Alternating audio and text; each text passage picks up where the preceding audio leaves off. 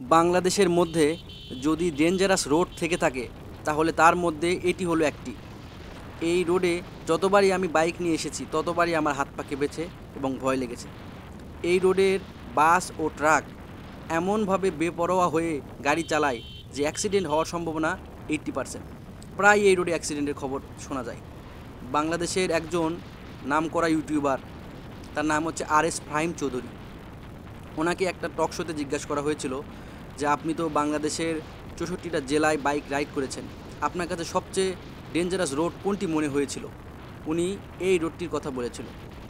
তো এটি একটা ওয়ান ওয়ে রোড। তো দেখেন সামনে এটা একটা কালভার্ট।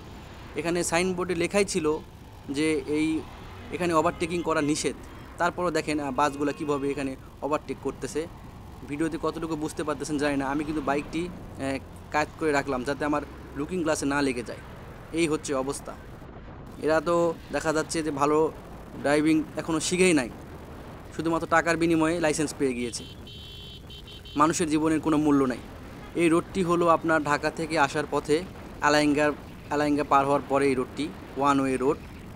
তো আপনাদের সকলের কাছে আমার অনুরোধ, যারা আপনারা হাইওয়েতে বাইক রাইড করবেন অবশ্যই সাবধানে এবং সেফটি নিয়ে রাইড করবেন। আপনি একজন ভালো রাইডার, প্রফেশনাল রাইড করেন, কিন্তু আপনার ভুলের জন্য কোনো অ্যাক্সিডেন্ট হবে না। অ্যাক্সিডেন্ট হবে এদের মতো কিছু জানোয়ার ড্রাইভারদের জন্য। তো সকলেই সাবধানে রাইড করবেন। আর আমার এই ছোট চ্যানেলে যদি নতুন এসে থাকেন অবশ্যই চ্যানেলটিকে সাবস্ক্রাইব করে রাখবেন। আমি সামনে আরও বাইক রিলেটেড ভালো ভালো ভিডিও নিয়ে আসবো। অবশ্যই লাইক কমেন্ট করতে ভুলবেন না। আপনাদের লাইক কমেন্ট আরও আমাকে অনুপ্রাণিত করে। তো সকলের জন্য দোয়া রইল, আমার জন্য সবাই দোয়া করবেন। আল্লাহ হাফেজ, দেখা হবে পরের ভিডিওতে।